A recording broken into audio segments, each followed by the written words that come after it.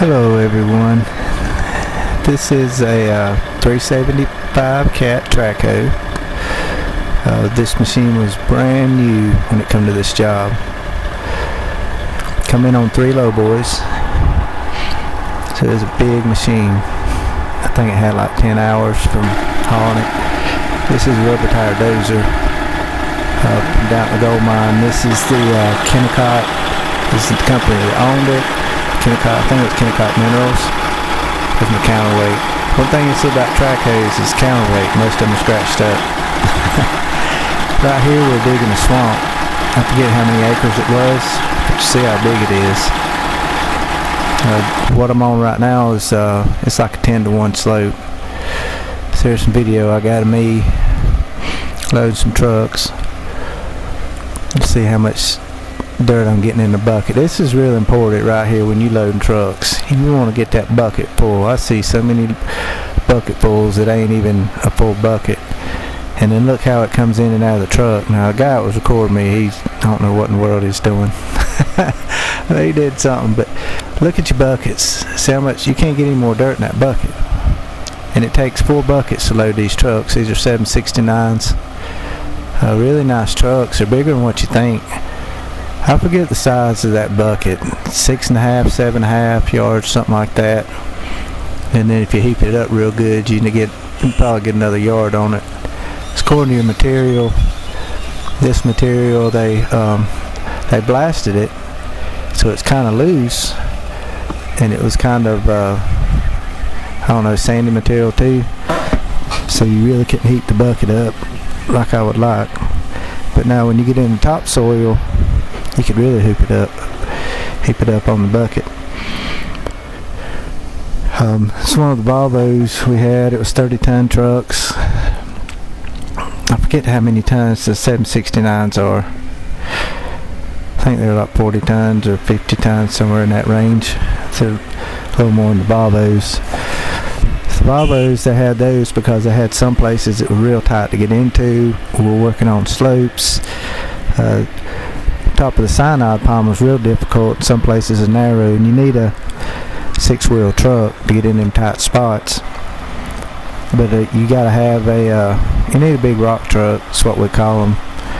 They're rigid frame trucks, but we like the rock trucks like that one right there, because they haul a lot of material, a lot more than the Volvos do, or 6-wheel trucks, ADTs, whatever you want to call them. Some people call them end dumps, back dumps. Yeah, there's me with my customized cat hard hat. So this time I was a foreman with the company. I was pretty much crew leader. You know, I'd have a track hoe and trucks is pretty much my operations I had. I had some pan operations too that I would manage and run.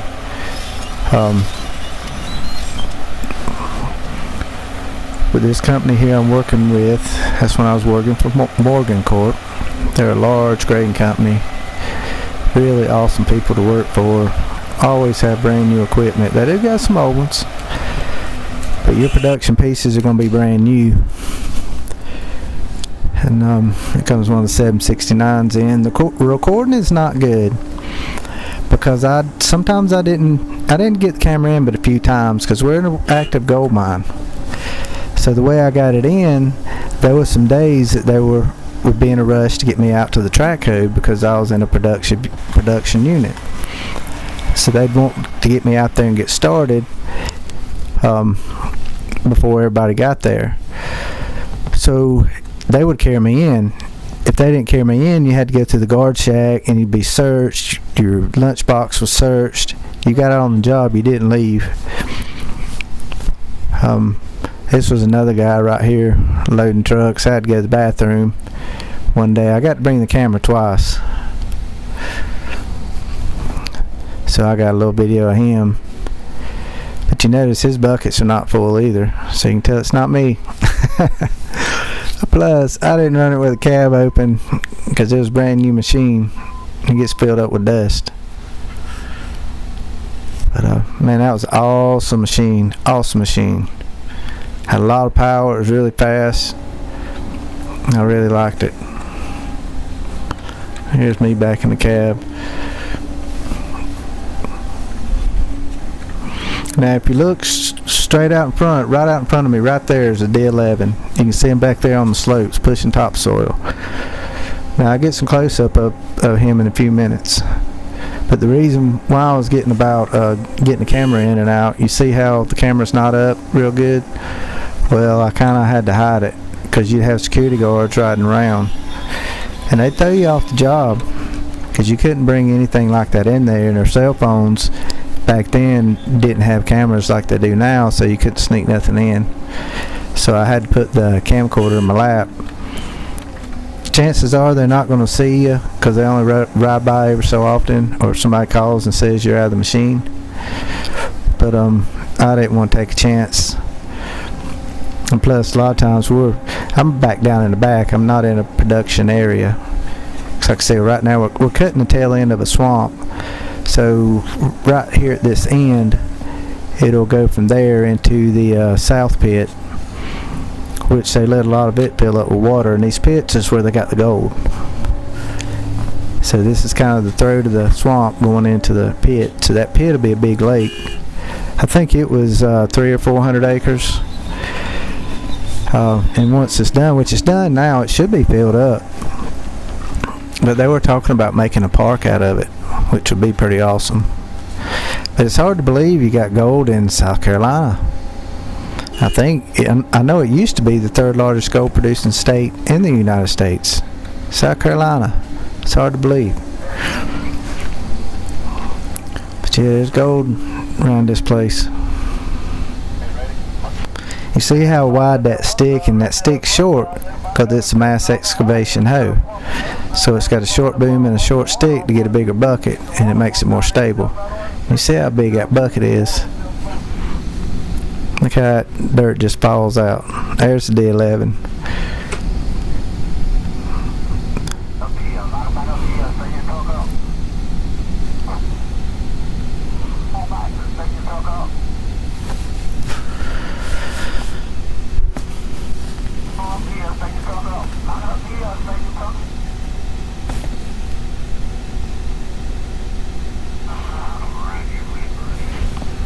That D11 was big.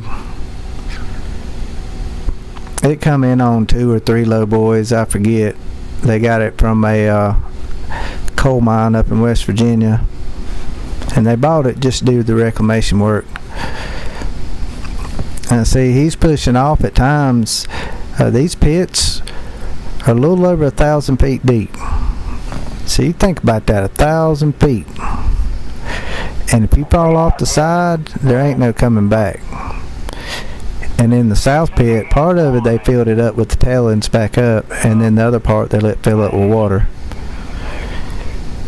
And I'll try to show it. It's going to go by fast, but when I show the south pit in a little while, I'll show you where I was pushing dirt off with a D8.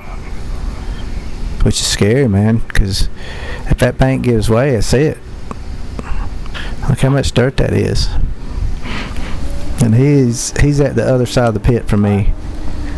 You see, a while ago when it was digging, when I was talking about the dozer, that's how far away it was. And you see the high walls kind of right there in front of me, them walls. That's the pit. There's the D11.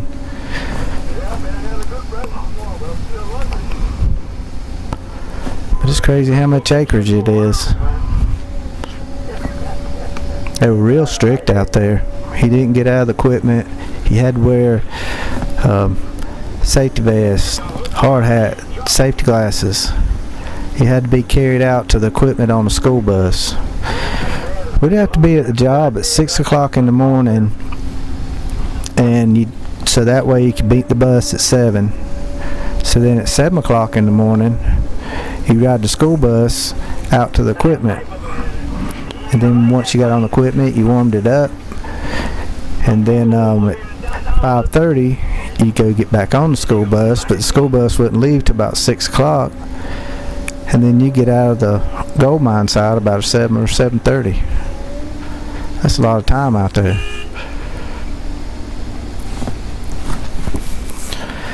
But it was a unique place to work. There's a 16 motor grader. The moldboard on that machine's 16 foot wide. Them tires are the same size as the tires of a small pan. I think it's got some big tires on it. I ran a borrow pit. I worked with this company 10 years, and I run a borrow pit, and I had that machine right there for 6 months to a year. That machine's awesome. And it's like a small bulldozer. It's amazing how much material that thing pushed. Here comes the D11. So this was on a Friday, and the superintendents were not there, so I had the opportunity to record some stuff. And he was coming in to get fuel right here. I got rained out one day, and I kind of joked around to the superintendent with a mine. They knew I was one of the top operators, and I'd mentioned something about running D11. He said, "Yeah, hang out and you can run it." And I thought he was kidding, because their operator called in sick that day. I come in the next day. He said, "Where'd you go?" And I said, "I went home." He said, "I was going to put you on D11. It's like, oh man. I don't know. Oh, I guess the truck coming. I had to load the truck, so I didn't get it coming across. But now this cut, it was either 6 or 7 foot. Now when you see him go up this cut, it's hard to tell how big that dozer is. That thing's huge. But look, he just hit that cut. It bogged him down. But that was 6 or 7 foot. Now you can tell by how far this thing walks up. See how far he's walking? I mean, them tracks were about 20 foot. Now there's the 992 loader. They had the single boom 992s. There were 14 or 15 yard buckets. I forget what they had told me. But those things were massive. And they would move a bunch of dirt. They had 2 of them loaders. 10, 12 trucks. We had 4 769s, rock trucks, and then we had 3 of the Volvo 30-ton trucks. And you see that dozer compared to some pickup trucks. They just come up to the sprocket. Well, that was a big dozer. Now that's the north pit. It's the other side of the road. And that is the road you go through when you go to the town of Ridgeway to, I forget the next town down, but when you go through the town of Ridgeway, you'll cross over a bridge and you'll see a lake on both sides, and it's water. And this is what it used to look like. There's some of their trucks. Now they had 3 992s. I forgot about that one because they had 2 single booms. But some of them stayed over here in the north pit. Now this is the north pit. I ended up getting my boss, was there on a Friday and nobody was around, so we drove out to the pit to check it out. So you weren't allowed to do this. Now those are 777s. Those trucks are about the size of a house. I think those tires are like 13 foot, something like that tall. And that pit's over 1,000 feet deep. Ain't that a massive hole? They had to take a class before I got in. There's the rubber tire dozer. They said before they shut it down, and this is right when they shut it down, it's when we were doing reclamation. But they mined a 4 foot by 4 foot cube of gold out of both of these pits. I'm like, there ain't no way. Look how big them pits are. And that's just the north pit. The south pit was longer and bigger. It wasn't any deeper, it was just bigger. But they got to running the weight on a 4 foot cube of gold and how heavy it was, the price of gold. And it was, man, I forget how much it was. Millions and millions. But that mine run 7 days a week, 24 hours a day, and they were only off for Christmas. There's another 777 up at the top. And that kind of shows you too how deep the hole is. It don't look that deep, but look at that. Man, that thing's deep. Here's a good zoom in. I think them walls were 60 to 100 foot tall. Every time you see a bench.